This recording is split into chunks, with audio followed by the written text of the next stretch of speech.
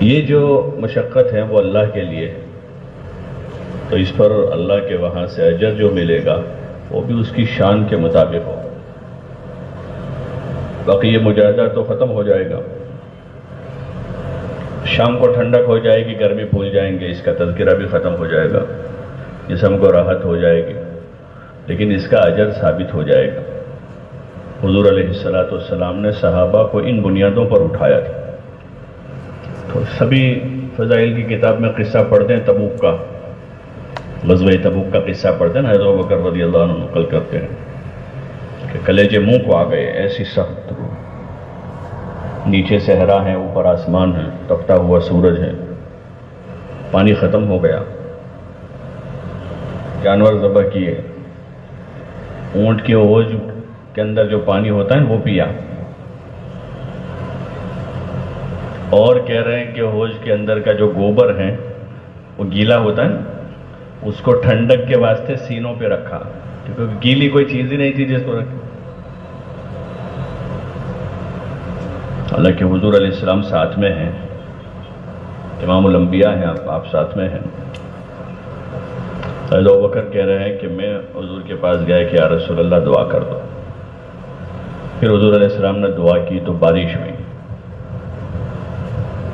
تو سب نہائے دھوئے، پانی پیا، اور جو ان کے پاس برتن تھے وہ بھرے، پھر اس کے بعد آگے بڑھے۔ تو ایسے موقعوں پر جو ہے ہمیں احتساب کرنا چاہیے کہ ملے گا کیا اس پر، مفت میں تو ہے نہیں کچھ بھی۔ نماز کے لیے آدمی قدم اٹھاتا ہے اس پر ثواب ہے، حج کے لیے آدمی چلتا ہے اس پر ثواب ہے، دین کے لیے جو قدم اٹھتے ہیں جس میں مقصود دین ہے، اللہ کی رضا ہے، تو اس پر اجر ہے، ثواب ہے۔ اس لیے اس کا جب احتساب ہوگا تو پھر یہ مجاہدہ کم لگے گا۔ جو سردی، گرمی، بارش یا طبیعت کے خلاف اور کوئی چیز ہے تو اس پر افسوس نہیں ہوگا، بلکہ ایک طرح سے دل میں اطمینان ہوگا کہ جو کچھ ہوا اللہ کے لیے ہوا۔ کس کے لیے ہوا ہے؟ اللہ کے لیے ہوا۔ اور مزید پوری زندگی ہماری جو ہے جہد مسلسل ہے، زندگی جہد مسلسل ہے، بیٹھنا نہیں، اللہ کی عبادت اطاعت کے خاطر اپنے آپ کو تیار رکھنا، سردی ہو، گرمی ہو، بارش ہو، فراخی ہو، تنگی ہو، صحت ہو، بیماری ہو، جوانی ہو، بڑھاپا ہو، حالات سازگار ہو یا حالات ناسازگار ہو، اللہ کی طرف سے ملی ہوئی ذمہ داریوں پر قائم رہنا ہر حال میں۔ گرمی کے موسم میں ظہر کی نماز کے لیے جاتے ہیں تو گرمی ہوتی ہو تو شام عشاء تک ہوتی ہے، تو مسجد میں بھی وہی آدمی ٹھہرے گا جس کو ثواب کی امید ہوگی، وہ سردی گرمی برداشت کرے گا، ورنہ وہاں بھی آدمی کھڑکی دیکھے گا، پنکھا دیکھے گا، کولر دیکھے گا، صف نہیں دیکھے گا کون سے نمبر کی ہے، حالانکہ ثواب کھڑکی کے پاس ہے۔ بولو بھائی، ثواب کولر کے پاس ملے گا، ثواب کہاں ہے؟ پہلی صف میں ہے۔ تو اگر مجاہدے کا عادی ہے تو آدمی پہلی صف میں مجاہدے سے نماز پڑھے گا، گرمی لگے گی تو گرمی جھیل کر پڑے گا۔ حضور علیہ السلام کی مسجد کا تذکرہ تو سنا ہے، بہت زیادہ ہائٹ نہیں تھی اس کی، اور کھجوروں کے چھپر کی چھت تھی، بارش کے موسم میں ٹپکتی تھی، بارش میں ٹپکتی تھی، اور نیچے صفحہ نہیں تھی۔ اس زمانے کا عام رواج تھا، ابھی بھی افریقہ کے بعض ممالک میں ہے، صف نہیں بچھا ہوا، کچھ نہیں ہوتی، کنکر ہوتے ہیں نا، ریت کے جو کنکر ہوتے اندر، ایسے کنکریاں بچھا دیتے اس پر، کیونکہ وہ صاف رہتی ہے نا، مٹی کے مقابلے میں کنکری صاف ہوتی، وہ بچھا دیتے ہیں اور اس پر نماز ہوتی تھی۔ اور گرمی میں گرمی بھی ہوتی ہے، سردیوں میں ٹھنڈک بھی ہوتی ہے، بارش میں پانی برستا ہے۔ لیکن ان کے سامنے فضیلتیں تھیں. کیا تھا؟ فضیلتیں. ایک صحابی جن کا مسجد سے دور مکان تھا، روز آتے تھے وہ، ظہر میں بھی، عصر میں بھی، مغرب میں، عشاء میں، فجر میں. تو کسی نے ان کو کہا کہ آپ ایک گدھا خرید لو نا. گدھا تو اس زمانے کی بائک تھی، وہ بائک ہوتے ہیں نا آج کل، گدھا، گھوڑا، خچر اور اونٹ، یہی سواریاں تھیں. والخیل والبغال والحمیر لترکبوها وزینہ. تو ان کو مشورہ دیا کہ تم اتنی سخت دھوپ میں آتے ہو اور رات کے اندھیرے میں آتے ہو تو ایک خچر گدھا خرید لو. تو انہوں نے کہا نہیں، میرے آنے جانے کے جو قدم ہیں اس پر مجھے اجر مل رہا. حدیث میں آتا ہے جو آدمی گھر سے وضو کر کے مسجد کی طرف نماز کے لیے چلے تو اس کے ہر قدم پر ایک گناہ معاف ہوتا ہے اور ایک نیکی ملتی ہے. تو انہوں نے کہا کہ میں ہرگز نہیں خریدوں گا، پیدل جاؤں گا. کیونکہ ثواب کے امیدوار تھے وہ. کیسے امیدوار تھے؟ کہ ہم کو ثواب چاہیے، اجر چاہیے، دنیا میں برکتیں چاہیے جو اعمال کے ساتھ وابستہ ہے، اور آخرت میں ثواب اور اجر چاہیے جس کا اللہ نے وعدہ کیا ہے. حضور علیہ السلام نے بھی ہر عمل پر اجر ثواب بتایا. اچھی طرح وضو کرنے پر اجر بتایا کہ جو اچھی طرح وضو کرے. گرمیوں میں بعض مرتبہ پانی گرم ہوتا ہے گرمی کی وجہ سے، اور سردیوں میں پانی ٹھنڈا ہوتا ہے، تو ٹھنڈک مانے ہوتی ہے کہ آدمی اچھے سے وضو نہیں کرتا جلدی جلدی. تو ایسے میں کہا کہ اسباغ وضو کرے، اچھا وضو کرے، اچھی نماز پڑھے. رمضان گرمیوں میں آتا ہے، ابھی وہی چل رہا ہے اخیر اب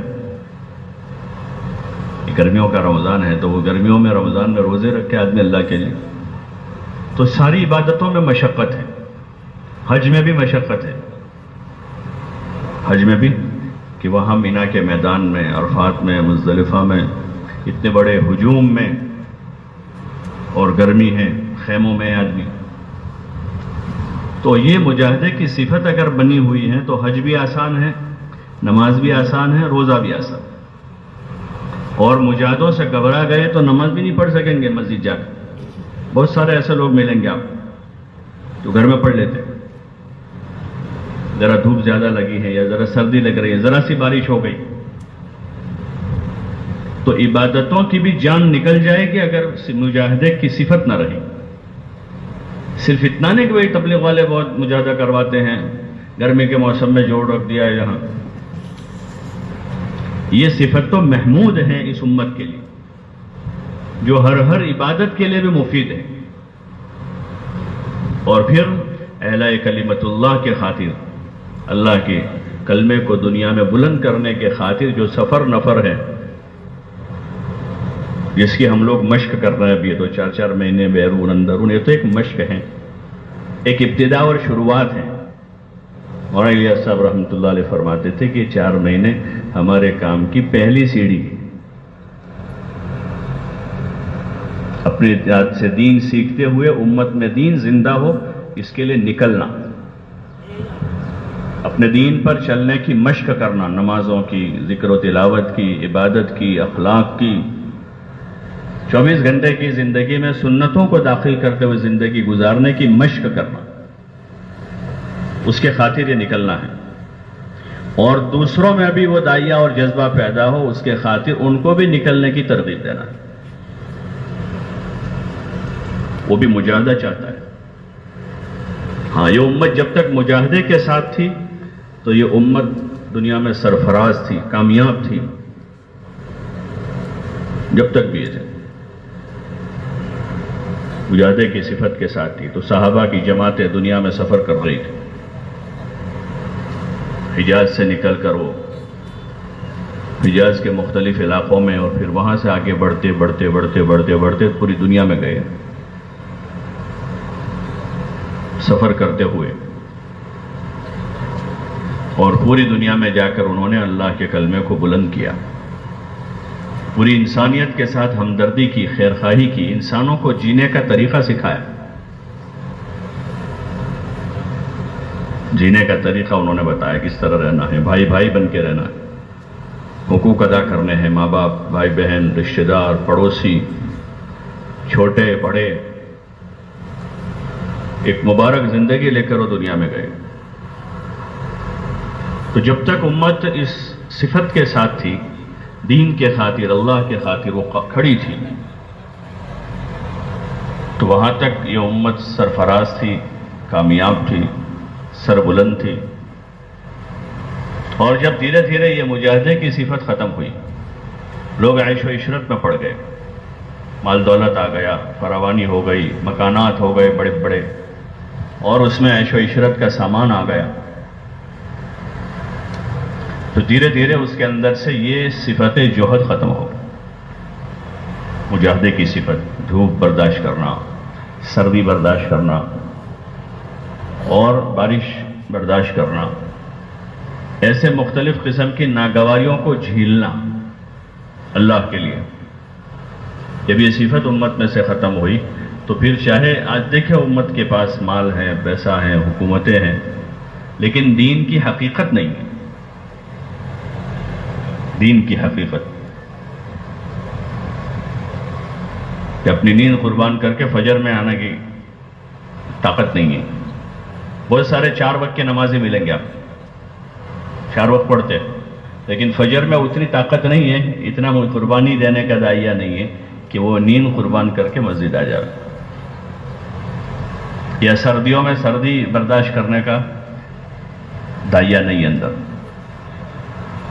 بہت سے لوگ ایسے ملیں گے جو روزہ موسم کی وجہ سے چھوڑ دیں، یہ بہت گرمی کہ وہ طاقت اندر سے جب نکلی تو فرائض پر قائم رہنا مشکل ہو گیا۔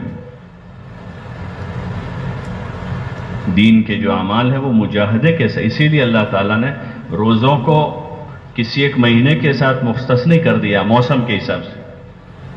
کبھی رمضان گرمی میں ہے، کبھی بارش میں ہے، کبھی سردیوں میں ہے، حج کبھی گرمی میں آتا ہے، کبھی بارش میں ہے، کبھی سردیوں میں ہوگا۔ نمازوں کے اوقات میں دیکھیں کہ گرمیوں میں دوپہر میں کیسی سخت دھوپ ہے، لیکن ظہر کا وقت تبدیل کیا۔ بولو نا کہ گرمی آئی ہے تو چلو ظہر کو عصر کے ساتھ پڑھ لیں گے، اور سردیوں میں جو ہے فجر میں بڑی مشکل رہتی ہے تو عشاء کے ساتھ فجر پڑھ لیں، بلکہ اس کے اوقات کی تعیین کر کے فرمایا ان الصلاۃ کانت علی المؤمنین کتابا موقوتا، کہ نماز مومنین پر وقت متعین کے ساتھ فرض کی گئی۔ روزوں کو موسم کے ساتھ نہیں جوڑا، ہر موسم میں رمضان آتا ہے، کبھی تو سردیوں میں 12 ہی گھنٹے ہیں، اور کبھی گرمیوں میں 2 گھنٹے 3 گھنٹے اور بڑھ جاتے ہیں۔ تو یہ ساری چیزیں جو ہیں وہ یہ چیز اس صفت کے ساتھ ہے۔ ہاں، جب تک یہ امت اس صفت کے ساتھ تھی، سربلند تھی، عزت کے ساتھ تھی دنیا میں۔ شمشیر و سنا اول کی اس صفت کے ساتھ تھی، وہ مجاہدے کے ساتھ تھی اللہ کے نام پر، طاؤس و ربا آخر۔ اور جب وہ طاؤس و ربا میں پڑ گئی، عیش و عشرت میں پڑ گئے، کھانے پینے میں، آرام راحت کے نقشوں میں، تو پھر وہ زوال پذیر ہو گئی۔ تو اس محنت سے تو دوبارہ وہ صفت کو اجاگر کرنا ہے اپنے اندر، اور پھر امت کو دعوت دینی ہے ایمان کی، اعمال کی، اخلاق کی، آخرت کی، اور اللہ کے نام پر جان و مال لگانے کی، کہ دوبارہ امت اس سطح پر پہنچ جاوے۔ مولانا الیاس صاحب رحمۃ اللہ علیہ سے کسی نے پوچھا کہ آپ کیا چاہتے ہیں اس سے؟ تو ایک موقع پر یہی فرمایا کہ میں چاہتا ہوں کہ امت دوبارہ اس سطح پر آ جاوے جس سطح پر امت کو حضور علیہ السلام چھوڑ کر گئے، کہ وہ قربانی کی اعلیٰ سطح پر چھوڑ کے گئے تھے، 5 وقت کے نمازی چھوڑ کر گئے تھے، اور امت کو بااخلاق چھوڑ کر گئے تھے، ایثار و ہمدردی کے جذبے پر تھی امت، اپنے آخرت کی فکر کے ساتھ تھی امت، اس سطح پر چھوڑ کے گئے تھے۔ ایمان، اعمال، اور معاشرت کے حسن معاشرت پر چھوڑ کے گئے، ایک اچھی پاکیزہ معاشرت پر امت کو چھوڑ کے گئے. تو دوبارہ زندگی کے ان تمام شعبوں میں وہ کیفیات وجود میں آ جائیں جہاں وہ تھے وہاں ہم نہیں جا سکیں گے. وہ بڑے اوپر کے درجے پر تھے، لیکن ہم کو انہی کی نقل اتارنے کو کہاں ہے؟ کس کی نقل کرنے کو کہا؟ حضور علیہ السلام کی اور صحابہ کی، کہ ان کی نقل اتارے ایمان میں، نماز میں، علم میں. انہی کے پاس سے علم ہمارے پاس آیا ہی، اخلاق میں اور کیفیات میں ان کی نقل اتاریں. وہ بہت اوپر تھے، بڑے اونچے درجے پر تھے، لیکن ان کی نقل کرتے کرتے کرتے کرتے بھی اگر ہم دنیا سے گئے تو اللہ کی ذات سے امید ہے کہ اللہ تعالیٰ قیامت کے دن ہمیں ان کے ساتھ کھڑا کر دے گا. اس کی دعا مانگی ہے کہ قیامت کے دن ان کے ساتھ حشر ہو جائے. یہ اندر کا ہمارا داعیہ اور جذبہ. جب یہ ہوگا تو پھر کسی بھی قسم کی قربانی جو ہے وہ ہم کو